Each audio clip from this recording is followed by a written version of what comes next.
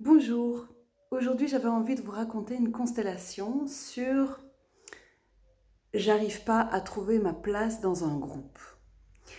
Elle s'adresse peut-être plus particulièrement aux personnes que j'ai formées en constellation de projet, mais peut-être qu'elle pourrait vous intéresser vous aussi si vous avez du mal à trouver votre place dans les groupes, ça peut vous inspirer. Il s'agissait d'une personne qui se sent satellite la plupart du temps quand elle est dans un groupe, que ce soit un groupe d'amis, que ce soit au niveau professionnel.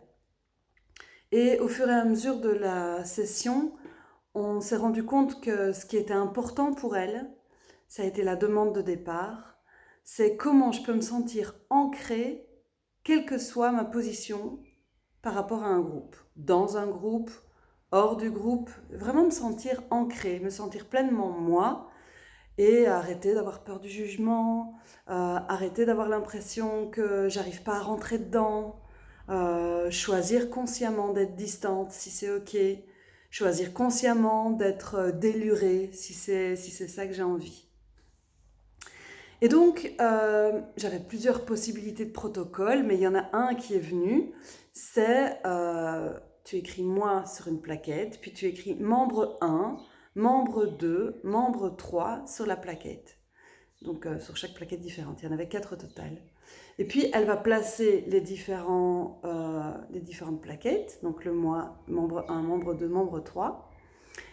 Et là, je mets vraiment cette intention que ce qui doit arriver dans ce champ vienne lui montrer 3 challenges pour elle quand elle est dans un groupe ou face à un groupe, et que la résolution, ce soit à chaque fois une posture où elle se sente ancrée.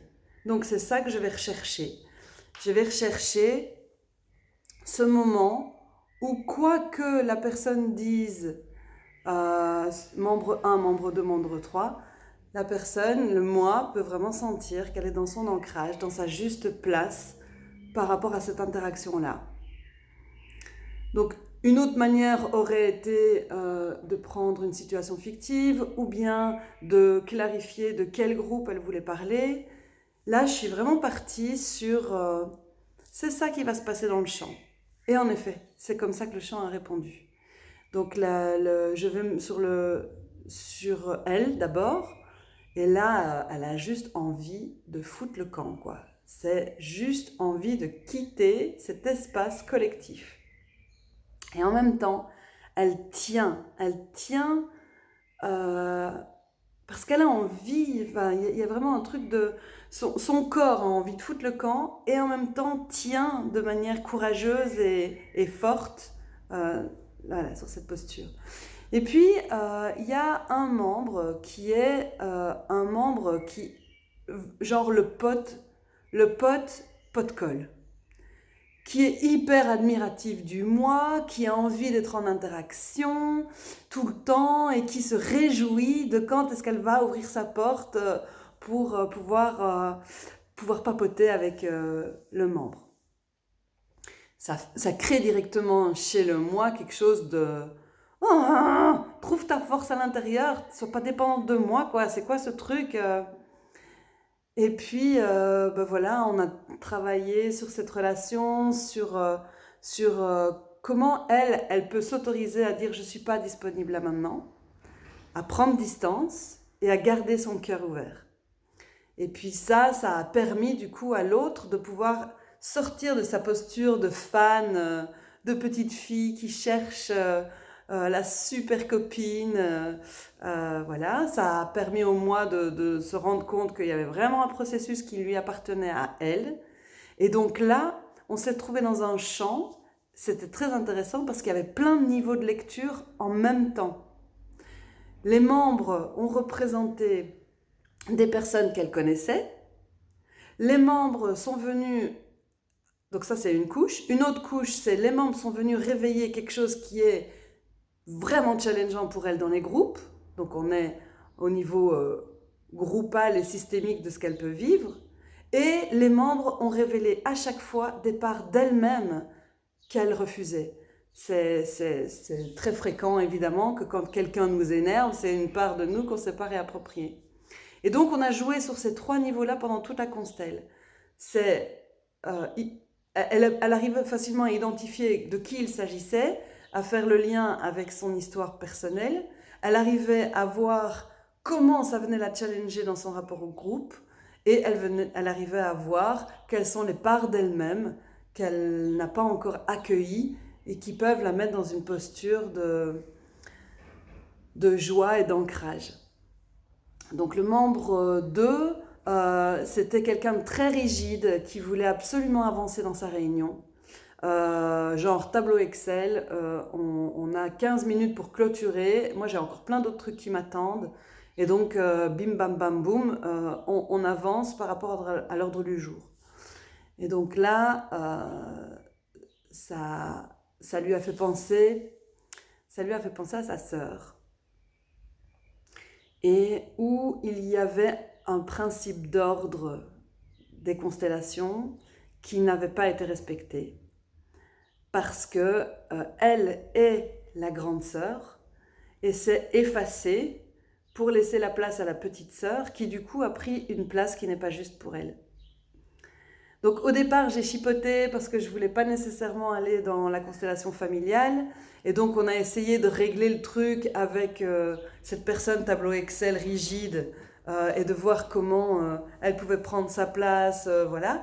Et puis finalement la constelle fonctionnait pas du tout, c'était pas du tout fluide, tout le monde restait dans son aspect retranché, donc j'ai foncé, ok on y va, on va dedans, on va régler cette histoire avec ta sœur, de hiérarchie, je suis la grande sœur et j'ai cru que c'était bon pour le système de laisser ma place pour que toi tu puisses vraiment rayonner et en fait c'est pas juste. Je suis l'aînée, je suis le premier enfant, c'est moi la grande sœur et toi tu es ma petite sœur. Et ça a remis de l'alignement chez la petite sœur comme chez la grande. Et alors le troisième membre, c'était l'aspect... Bon, je vous le dis comme c'est arrivé, c'est étrange à les constellations, c'est est-ce que c'est ok d'accueillir des choses auxquelles on n'aurait pas pensé. Et donc là, c'était un membre qui avait envie d'ouvrir le rideau vers le cosmos, vers les galaxies. Et donc d'ouvrir le rideau du plafond, ok? Donc comme si le plafond était un rideau qu'on pouvait ouvrir vers le cosmos et les galaxies. Et c'est une personne qui a dans son champ beaucoup d'éléments magiques, beaucoup d'éléments du subtil. Et donc là, elle était complètement à son aise et elle appelait, elle était complètement à son aise, mais par contre dans sa vie réelle, elle n'avait pas beaucoup d'interactions comme ça possibles, où on pouvait délurer tout en étant ancré dans le cosmos. Et du coup, elle a nommé cette demande de pouvoir rencontrer dans sa vie réelle des personnes avec qui elle pouvait être dans cet espace de magie, cet espace du subtil plus, où on ouvre les plafonds vers les galaxies. Je trouvais que c'était vraiment intéressant de plonger dans cette demande-là, de ne pas m'attacher à quelque chose qui soit vraiment précis et de voir que dans mes perceptions à la première image et dans la lecture de ma cliente, il y avait en effet ces 3 couches qui jouaient entre elles. Donc je les répète parce que c'est peut-être... voilà, la répétition peut être pédagogique. Donc c'était, vu que sa demande initiale, c'était d'être ancré, quelle que soit sa position dans ou par rapport à un groupe. Les 3 lectures, c'était qu'est-ce que je n'ai pas accepté de moi, qui serait bon d'accepter pour pouvoir être dans une interaction saine.